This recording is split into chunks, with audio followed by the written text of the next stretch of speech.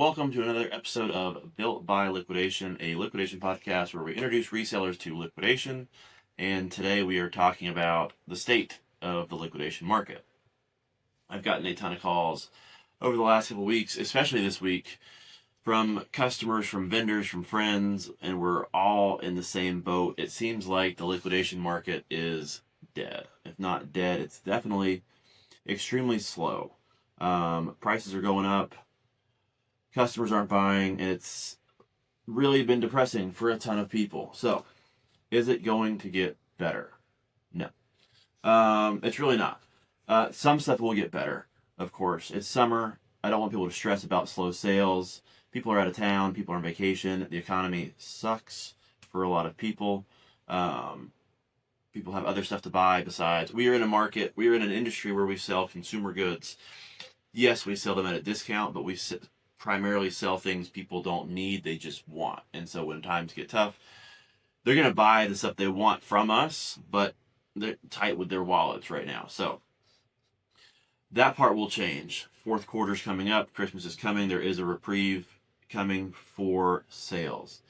Will prices go down? Will our costs go down? And I don't think so. A lot of people are just hanging on to hope that COVID was a catalyst for inflation on our costs. That cost is not going anywhere anytime soon. You have Target changing the way they process their freight. All of Target's inventory, I think come August, is going to be manifested. So these unmanifested general merchandise trucks, case-pack trucks, clothing trucks that you paid a flat price on, you will now pay a manifested price on. What does that look like as far as costs changing? Well, Target clothing right now, we can buy anywhere from 80 cents to $1.25. If we were to pay 10% of retail for clothing from Target, which is what I think it'll be, you're paying an average of $2.50. The average MSRP for a Target piece of clothing is $24.99. Do the math. You're going to pay twice as much money for the same product in the next 2 days. Amazon product. If you're familiar with Amazon's RFP, which is how they bid out their product, you know that the cost of Amazon has just increased several percentage points. Is that going to change? People think that it can't go up possibly anymore, and I think it can. Amazon is looking for auction houses. Amazon is now looking for the end user to give their contracts to. Beforehand, they were looking for brokers, for people like us that could handle high volumes of trucks, and now they prefer to find end users like auction houses, larger discount stores to give their contracts to. So it causes the product that's left over in the market for wholesalers to go up. So you're seeing bin stores close left and right for a lot of reasons. One being the cost of goods is just too high. The other reason is they're just poorly run and they don't know how to run a business. If your bin store is struggling, more than likely you don't know your cost of product and you're putting out too much product. And I guess I can ramble on that for a second. I think the biggest problem that bin stores have is you put out too much inventory. And we're actually changing something in our store this weekend, and we're going to see how it goes. But we've been running 12 pallets in our store every Saturday, or every weekend. We do 3 days a week, and 12 pallets cost us $4.50 a pallet. It costs us about $5,000. The problem is, at the end of the weekend, every weekend, I have 6 full Gaylords left over of product that wasn't purchased. Now, to clarify, on those 12 pallets, we run about $15,000 to $14,000 in sales. So we're doing really well on the bin product, but we're still left with 6 pallets of goods. So what we're going to do this weekend is we're just going to put out 4 less pallets than normal. We're going to put out 8 instead of 12. We're going to add a shoe day and an FC day to our bins to stretch out the product that we have. So my suggestion, if your bin store is slow, put out less product. These people can only buy so much stuff every weekend. Stop giving them too many options and let them actually completely buy out your product. So if your bin store is struggling, that's my suggestion to you. You can only get so many people in your store every weekend anyway. Let them buy it out. Let the bins be empty at the end of the week. Let there be a graveyard of crap. That's fine. They missed out. They'll be in line sooner next time. So that's my suggestion on that. If you are a pallet flipper, I don't have good news for you. I think the pallet flipping days are behind us. We sold pallets for 8 years. Um, we did really well with it. The cost of inventory, again, is affecting everybody.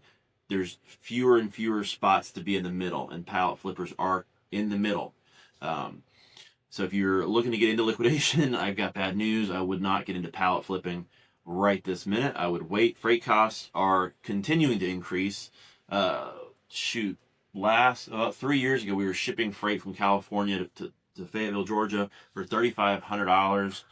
I got quoted this past week for $9,000 for the same exact lane. That was a kick in the nuts. Deal still works, but it's still a kick in the nuts to pay 3 times the amount for freight. And we're seeing that all over the country. The lanes, I'm paying $600 to go 2 hours. It's absolutely crazy. I don't know if that's going to change with gas prices coming down. If gas prices are coming down, I'm not here to speculate on that. Once prices hit a certain point, I don't think stuff ever comes back down. I think businesses learn to adapt to those new prices, and vendors and companies see that we've adapted. We're still hanging in there. We're still making money. Why would they go back down on their price? And I don't think we're going to see that much reduction anywhere in the industry. So bad news for bin stores, bad news for pallet flippers. Brokers, if you're a liquidation broker, and we'll do we've got some content coming out on that. If you want to learn how to be a liquidation broker, I'll be happy to teach you. Liquidation brokers are struggling as well. The volume has to increase. Their margins are going down. Quality of product is coming down, which causes more complaints from customers.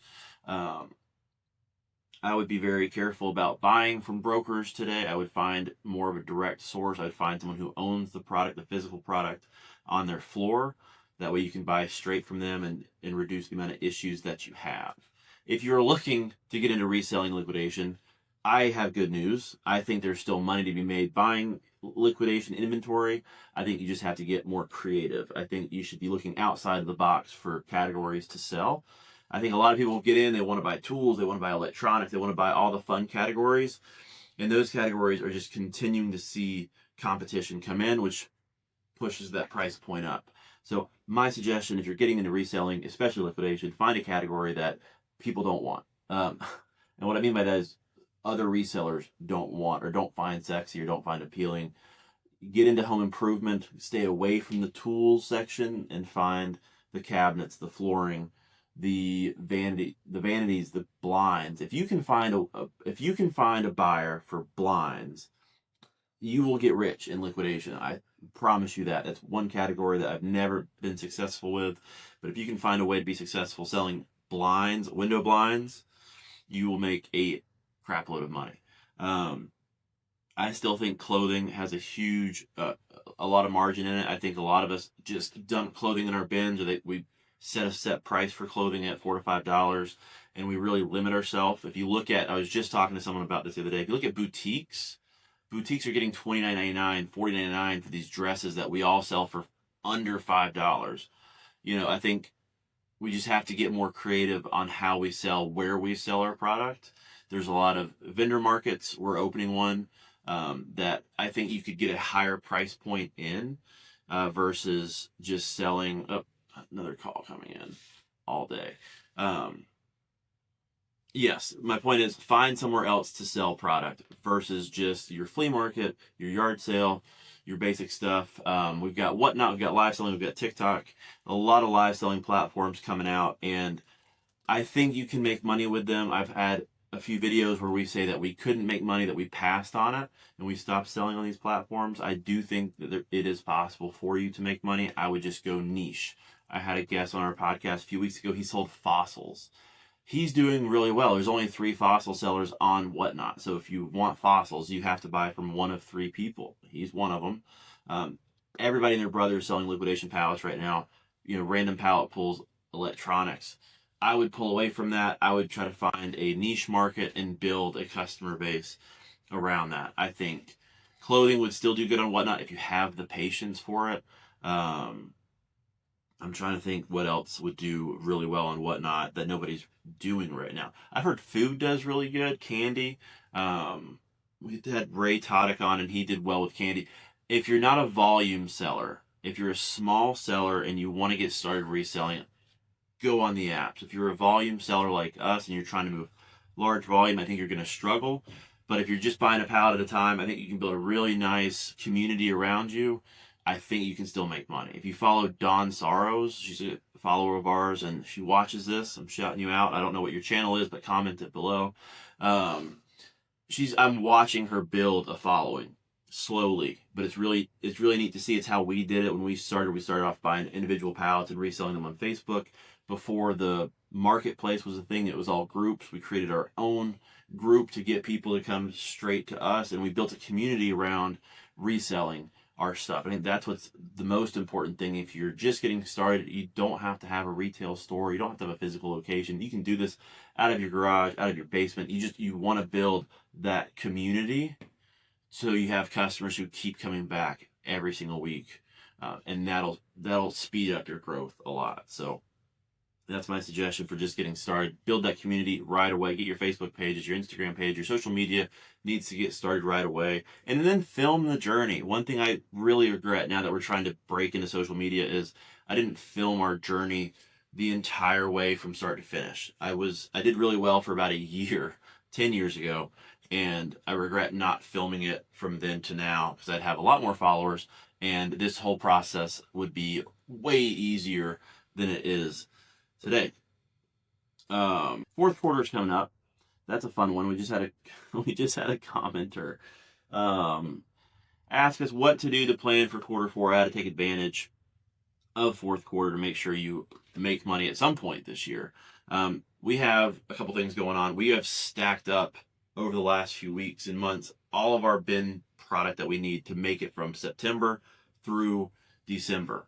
So all of that product has been sitting. It's fully paid for. It's waiting to be dumped in the bins, and we're ready for that part. So we'll still be on the hunt for some toys, some eye-catching items that bring people into the bin store, but we're set and ready to go for our primary inventory. So it leaves me a lot of time to focus on other stuff.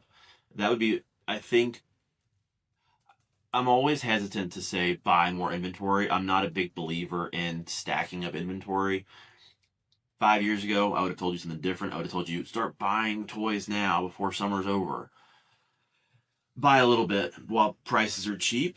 They don't go up that much. People are like, well, you buy in the off season, you get so much better pricing. You get somewhat better pricing. Sometimes it's the only time it's available. And if there's a category like Halloween, you want the animatronics, my suggestion would be to go ahead and buy those right at the end of Halloween season. Toys are always available all year long. It's not something you need to buy right now and hold till Christmas. You might pay us a few percentage points more. It's worth it in my opinion. I think cash is king. I want my cash in the bank ready for a deal. I don't like buying inventory to hold and sit. That's my opinion. A lot of people I know that have a fully different opinion.